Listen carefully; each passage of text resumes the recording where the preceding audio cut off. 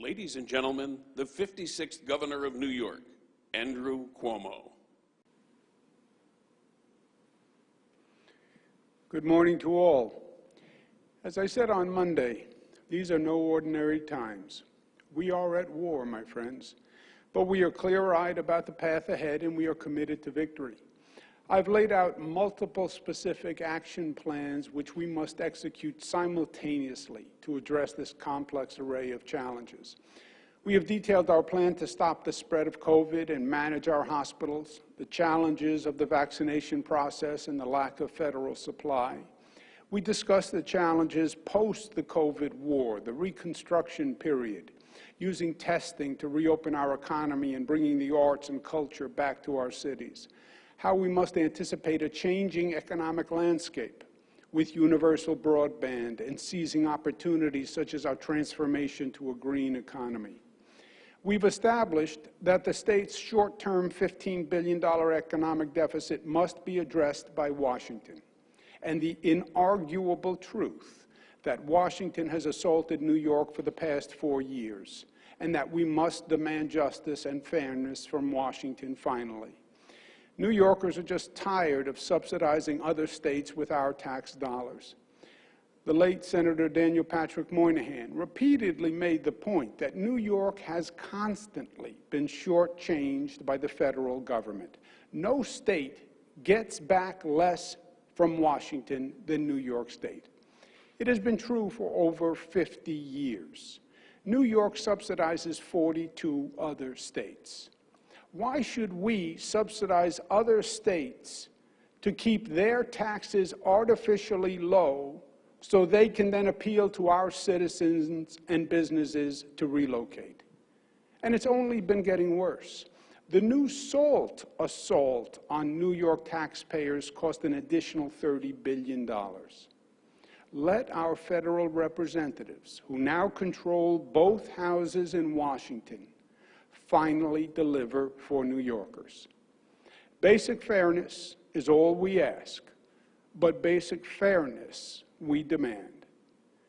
Yesterday, we discussed our green economy plan, a specific targeted opportunity, and we are excited about it. Today, we will discuss a broad-based economic stimulus, building a new New York. History teaches us that when the private economy is lagging, the public sector can spur activity. That when unemployment is high, the public sector can create jobs. And when interest rates are low, the public sector should invest. That only the public sector can build the common economic platform for growth, the foundation that all businesses rely on to prosper, our transportation system, our infrastructure, our broadband, and our education. This lesson has been taught many times through history, and its success has been well documented. Now, while history has described the physical and economic benefits of public investment, there has been less discussion of the ancillary benefits. Building new projects, enhancing day-to-day life, seeing progress also lifts people's spirits. Increasing belief in the future increases consumer and investor confidence. And in and of itself, it stimulates the economy. No one appreciated this more than Franklin Delano Roosevelt, as demonstrated in the New Deal. The New Deal not only built buildings, the New Deal built confidence. It raised physical structures and it raised the public spirit. Confidence is an essential component in our rebirth. Confidence in leadership, confidence in government, confidence in our cities, confidence in our future. The New Deal was born in New York State during Roosevelt's governorship because its bold, daring, innovative spirit has always been our New York ethos. We built the longest suspension bridges, the longest tunnels, the tallest buildings, the largest underground transit system. We have always built what they said couldn't be built. Our first great breakthrough came in 1817 when we built the Erie Canal, connecting the interior of the United States to the world through New York Harbor. The canal was such an ambitious and audacious undertaking that they actually moved to impeach Governor Clinton as being mentally unstable for believing New York could do it. But he did. New York did. And New York's trajectory changed forever. But somewhere along the way, this nation lost its ambition. We sat by and we watched our infrastructure crumble. Meanwhile, the world developed around us. We saw the largest high-speed rail network erected in China, the longest tunnel built in Europe, great global air hubs take shape in the Middle East, turning barren desert into economic engines. Once a world leader, this country lost the vision and political willpower to build boldly and bravely. We lost sight of the connection between today's construction and the prosperity of 1,000 tomorrows. We chose to kick the can down the road, a road that was crumbling before our eyes. But in New York, we once again took a different path. Across the state, we're now building bigger and better and laying the foundation for our future. Not even COVID stopped us. Even as we battled the pandemic, we used the period of reduced traffic to actually accelerate projects through the state. Just in the last 10 months, we opened new terminals at LaGuardia Airport. We completed the new Buffalo Exchange Street train station. We completed the RFK Bridge extension to put cars directly onto the Harlem River Drive. We finished removing the Robert Moses Parkway in western New York to access the Niagara River Gorge. We completed the historic and exciting 750-mile Empire State Trail from New York City to Canada and Albany to Buffalo. We completed the $150 million transformation of the state fairgrounds in Syracuse. We opened the new Saranac Waterfront Lodge in the Adirondacks. We started building the Center for Bioelectronic Medicine in Long Island. We launched cashless tolling on the entire 500-mile New York State Thruway. Acting on our own, we have created the largest state infrastructure program in the nation. After years of broken promises from Washington, we now finally look forward to working with a new partner in President-elect Joe Biden, long a champion of national infrastructure investment. If you remember, it was then Vice President Biden's criticism of LaGuardia Airport, calling it a third world airport, that I frankly used to provoke action and build a new airport. Going forward, I believe that New York's capacity and federal resources can be a potent combination to do even more. And now is the exact time to do it. In downstate New York, the priority is to increase mass transit capacity, confidence, and comfort. The first step, I'm proud to say, has already been taken. The new $1.6 billion Moynihan Train Hall at the historic Farley Post Office opened on New Year's Day. It is a welcomed alternative to the woefully overburdened Penn Station. The new station harkens back to a time when society built magnificent and proud public works. The new train hall boasts a grand 92-foot high skylight dome, 225,000 square feet of retail restaurants and modern conveniences, cloaked in majesty and history. It will be a destination in and of itself. But Moynihan Hall is just the beginning. Now we will expand our vision with a new Manhattan Midtown West development project to create a new West Side Transit hub and build upon it with new residential, commercial, and public works projects that will combine to form a new, vibrant, exciting district, extending over 140 acres. Now, 140 acres may not sound like much in upstate New York, but in Manhattan, it is massive. It will be a transit-oriented development on a scale never attempted. The next step will begin with reimagining and rebuilding a true blight in New York City, Penn Station, which is aging, deteriorated, and overcrowded. It was designed to handle 250,000 passengers per day. It served 650,000 passengers per day in 2019. That's more than JFK, LaGuardia, and Newark airports combined. With the Moynihan Train Hall open, we can now redirect passengers and turn to redeveloping Penn's current cluster of catacombs into a world-class transportation facility. We see the potential. In fact, it's already visible. We just opened an exciting and magnificent new East End gateway entrance to the Long Island Railroad at 33rd Street and 7th Avenue. Amtrak owns Penn, and the federal government owns Amtrak. New York has been a good partner to Amtrak and the federal government, and now they must be a good partner to us. But besides making stations more attractive for passengers, we also want to add track capacity. Today, Penn Station has just 21 tracks, and they're shared by the Long Island Railroad, New Jersey Transit, and Amtrak. The mass transit future demands more capacity.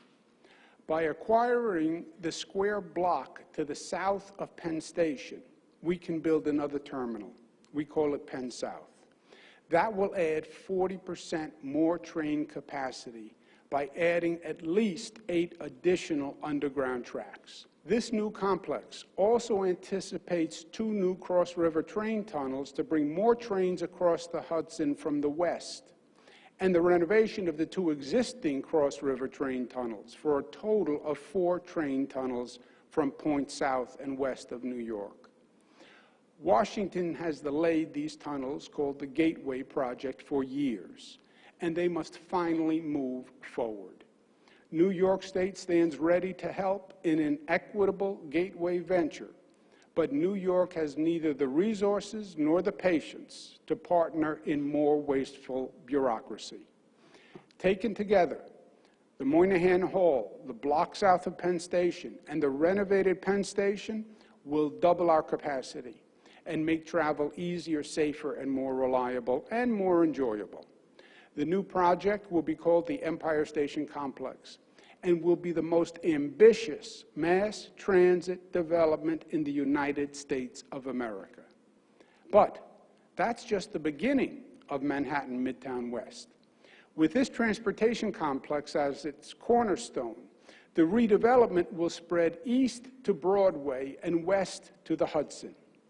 We are expanding the Javits Convention Center with a 50% increase, a 1.2 million square foot expansion. This expansion will make the Javits Convention Center a national leader in attracting conferences and exhibitions, and it's going to be done this year. We will also make 14 building sites available that will yield 20 million square feet of retail, commercial, and residential development. Our priority will be to use these sites for affordable housing, creating up to 1,400 much-needed units. To make this a walkable, enjoyable part of Manhattan, we will also be able to expand the hugely popular High Line. In Phase 1, the High Line will be expanded eastward from 10th Avenue and 30th Street through the Brookfield properties, creating a 1,200-foot path to the Moynihan Train Hall. We are also studying a proposed Phase 2, in which the High Line will push northward and connect to Pier 76 with a pedestrian bridge across 12th Avenue. The Manhattan Midtown West development will also transform Pier 76, currently used as a police tow pound for over 20 years. Pier 76 is probably the most underutilized piece of real estate in New York City. After decades of apathy, Pier 76 will become a magnificent public space that will delight visitors and tourists and welcome all of Manhattan. We will then turn to another New York City eyesore, the Port Authority bus complex. We will completely redevelop the terminal, adding space for commercial development, dramatically improving the commuting experience, removing bus traffic and pollution from the surrounding community. In total, these West Side projects represent $51 billion in investment and 196,000 jobs. Even more, they will show New Yorkers and the world that a new New York City is in reach and that the future is bright. But that is just one project. We are working in every part of the state, building the foundations on which people will build their dreams. Across upstate, we have made historic investments in infrastructure, just as we have downstate. We've replaced bridges, improved roads and highways, transformed our state parks, and extended broadband to every corner of the state. We're transforming old manufacturing sites into modern communities where people can live, work, and play. And now we're going to do even more. In Rochester, more than half of the Rock the Riverway projects will be completed by the end of the year, including the expansion of the Blue Cross Arena. And we will also complete a total overhaul of the I-390, I-490 interchange with a new flyover and noise reduction.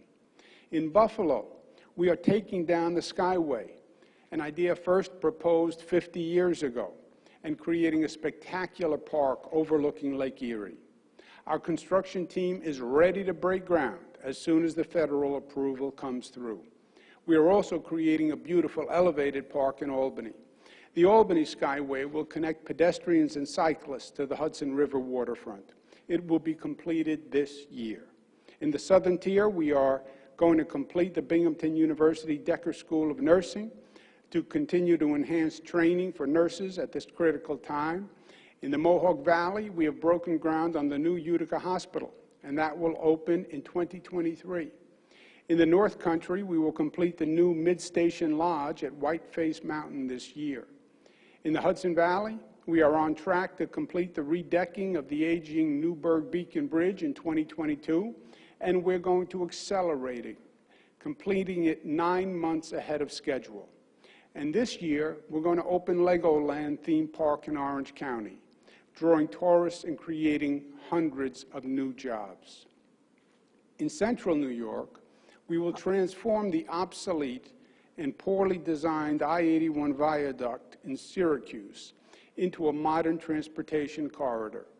We will conduct the environmental and public reviews this year, and we will break ground in 2022. And on Long Island, we begin construction in a few months on the complete overhaul of the Bay Park outflow system, which will end the dumping of sewage and pollution into the magnificent Western Bays. We are also forging ahead with our historic efforts to build 21st century airports worthy of New York. Upstate, we will launch the $100 million second round of our program, rebuilding airports all across upstate New York. Downstate, we will complete construction of the new LaGuardia Airport next year and continue our transformation of JFK Airport. We're going to continue to modernize our mass transit systems. We will accelerate key elements of the historic $51 billion MTA capital plan, upgrading signaling, purchasing new trains and buses, and making dozens of more stations ADA accessible. And we will further extend the 2nd Avenue subway from 96th Street to 125th Street. That will open up the East Side all the way up to Harlem for new exciting possibilities. We will complete the $2.6 billion Long Island Railroad third track expansion in 2022, which involves 50 projects, grade cross eliminations, additional parking, modernized track and signal infrastructure, all along with 6 more station renovations. This will complete the modernization and improvements at more than 30 stations. This new Long Island Railroad line can enter our new Moynihan Train Hall and Penn Station. We are building new access ramps for Hunts Point Market that will continue the transformation of the South Bronx that we began when we converted the Sheridan Expressway into a beautiful boulevard. And we will complete the Belmont Arena, establishing a new home for the Islanders in time for the 21-22 season. Altogether, including the new airports and roads and bridges and parks and housing in every corner of the state, and the visionary new redevelopment of the west side of Manhattan, we are expanding our infrastructure plan to invest $306 billion in the future of New York. That's not just the largest infrastructure plan in New York history. It's the largest, most ambitious plan of any state in the nation. And we will make these investments at a time when the interest rates are low, when New Yorkers are looking for work, and when we can optimize the value of our investments. I hope you can see the program that we have been developing and laying out this week. We will continue to battle the COVID beast until we hit critical mass with the vaccines. We'll develop a state-of-the-art public health corps. We'll use our infrastructure program to help stabilize the economy while we're constructing public works that we're going to need for the rest of the century. We'll establish New York as the leader of the global economy. And we'll do all these things simultaneously. We will learn from the past as we move forward. Shakespeare wrote, "The past is prologue." I am not sure that history repeats itself, but I believe, as Mark Twain said, that it rhymes. I sit in the office and live in the home occupied at one time by Franklin Delano Roosevelt. Part of Roosevelt's genius was that he understood that it was not the buildings and programs themselves that actually turned around the economy. It was the people and their behavior and belief that turned the tide. Building with bricks and mortar was building public optimism and public confidence. That was the key. In his first fireside chat from the White House, FDR said, and I quote, "There is an element in the readjustment of our financial system more important than currency, more important than gold, and that is the confidence of the people. Confidence and courage are the essentials of success in carrying out our plan. You people must have faith. Let us unite in banishing fear. We have provided the machinery to restore our financial system. It is up to you to support and make it work," close quote. Truer words were never spoken. New York will win the COVID war, and New York will master the post-COVID reconstruction because of New Yorkers and New Yorkers' skill and ability and talent and determination and the confidence that that capacity creates. It is New Yorkers' belief in themselves that will create the energy to overcome. And New Yorkers are right to have that confidence. I believe that there is a continuing thread through history. We see the true character of a people, not in the good times, but in the hard times. When the pressure is on, small cracks tend to explode, and some people and some places crumble. But pressure also forges strength, and that's how diamonds are formed. In 2020, when things were at their worst, we saw New Yorkers at their best. The pressure was on, and we all saw New Yorkers under pressure become diamonds. And they worked together. They linked arms. New Yorkers were a magnificent chain of diamonds, different sizes, different colors, different shapes, different orientations, but the chain connected all. And the chain is strong, my friends. It will unite. It will forge community. It will combine our strength. We have done it before, and we will do it again. We do believe New York is the greatest place in the world, not because of our tall buildings or our long bridges, but because of the bridges we build from house to house and from person to person. There is nothing that we can't overcome, and there is nothing that we can't do together. We are just too damn New York tough, smart, united, disciplined, and loving, and we are proud of it. Let's get to work together. Thank you.